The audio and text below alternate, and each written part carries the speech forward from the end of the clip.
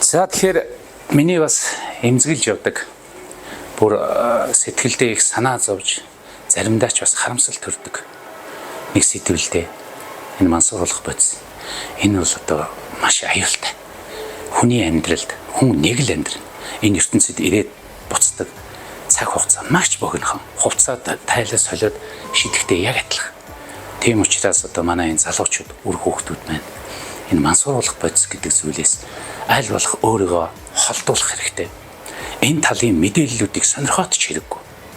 Мэдээж залуу нас халуун наснд хүүхэд байхад залуучууд байхад тийм ээ санаа одоо янз янзын юмд сонирхож шохорхох зүйлүүд бас бишгүй л гардаг хүний амьдралд. Гэхдээ энэ бол та бүхний алхах ёстой шугам биш. Энэ бол маш аюултай. Энэ бүр үндэс угсаа удам судар бүх зүйлдээ маш том толгой тогтоож байгаа.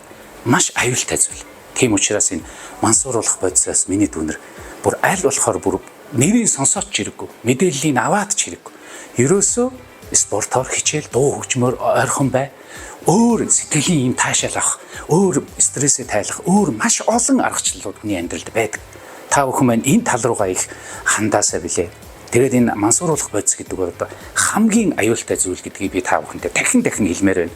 Маш харамсалтай энэ дэлхий дээр эннээс болж энэ муухай аимшигт зүйлээс болж маш олон хүний амьдрал сүуддэг, маш олон амьдрал үгүй болдог, маш олон хүүхдийн нулимс, маш олон залуучуудын нулимс, маш олон гэр бүл хохирж байдаг, ижээ аав хохирж байдаг, тэр байцгаад бүр улс эх орн хүртэл хохирж байдаг. Тийм учраас энэ мансууруулах бодис гэдэг зүйлээс бүр сэтгэл далд ухамсартай бүр битгий ойртвол. Энийг л би дүүнэртэй залуучуудтай одоо ард иргэдтэй би захимаар байна. Ингээд та бүхэн үр хүүхдүүдээ маш болгоомжтой одоо эцэг эхүүд маань энэ дээр одоо маш болгоомжтой үр хүүхдүүдтэйгээ дотоод сэтгэл далд ухамсартай харьцаж ярьж сураа.